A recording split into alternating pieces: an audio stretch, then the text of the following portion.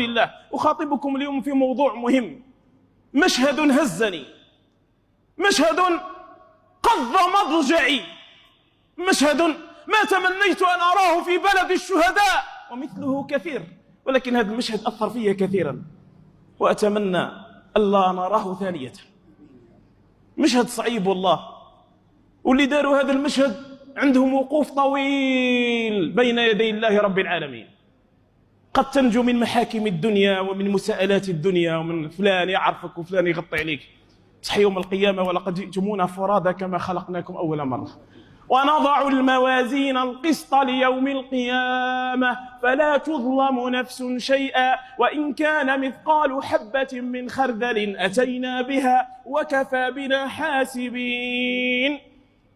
لا تزول قدم عبد يوم القيامة حتى يسأل ويقول الله وقفوهم إنهم مسؤولون. مشهد هزني، مشهد عيب وعار أن نراه في هذا البلد، بلد الشهداء، بلد الأبطال. هذا المشهد مش بالضرورة في ولاية سطيف، مشهد في ولاية من الولايات، ولقد رأيتموه جميعا.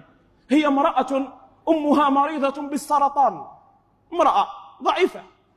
النبي صلى الله عليه وسلم قلنا على امرأة ضعيفة، خلقت المرأة من ضلع أعوج. المرأة ضعيفة مهما كانت قوتها، المرأة ضعيفة. هي امرأة مسكينة عندها أمها، ديرتها في السيارة تجري بها من مكان لمكان، أمها مريضة بالسرطان. عافاكم الله وحفظكم الله، وربي يشفي جميع المرضى من هذا الداء الخبيث. داء بلاء من عند الله عز وجل، لعله يكون تكفيرا للذنوب.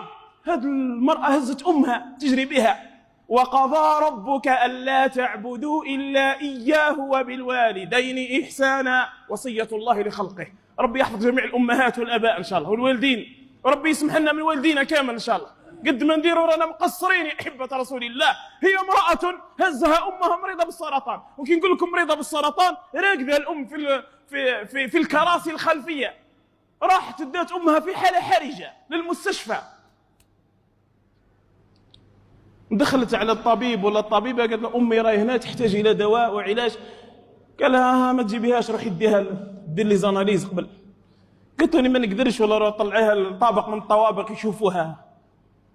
وين راهي الرحمة وين راهي الإنسانية؟ راحت تجري، يقول لها أنت علي زاناليز ولا راها ما تجيبيهاش لهنا، راح يرجعها للمكان الآخر. هاد اللحظات هاد المرأة تجري على أمها، والأم راهي ملقاة راقدة، خلاص إنسان مكسل خالص، مريض بالسرطان. هل تحتاج الشمس إلى دليل؟ المريض مريض خلاص، واللي عنده مريض هو مريض. هاي تجري فتاة ما بين هنا وهناك، وترجع تطلع على أمها، ومن بعد تروح يقولوا لها روحي، وفي الأخر خلاص قال لها روح يديها الكشمة، كان يديروا لها أبلة يكالميوها بها. هذه حرمة النفس في أمة محمد. تروح المخلوقات تجري ترجع لأمها تلقاها إنا لله وإنا إليه راجعون. ترجع إلى أمها فتجدها إنا لله. يا أماه يا أماه، نوضي راح نديروا كلبنا باش نكلميوك باش نرتحوك. وكأن الأم تقول لابنتها يا ابنتي روحي، راني ارتحت من هم الدنيا ومن هم الأباري وهم الناس وهم روح ورواح وهم لي زلاليز وهم راديوات وهم سكانار وهم لي زومبيلونس وهم الدواء وهم هموم وغموم. شكون اللي دار الهموم والغموم؟ نحن أمة أحمد، لأننا ما تبعناش قول الله وكتاب الله. قال الله فمن اتبع هداي فلا يضل ولا يشقى ومن أعرض عن ذكري فإن له معيشة ضنكا. هذا الشيء يصرى في بلاد الشهداء،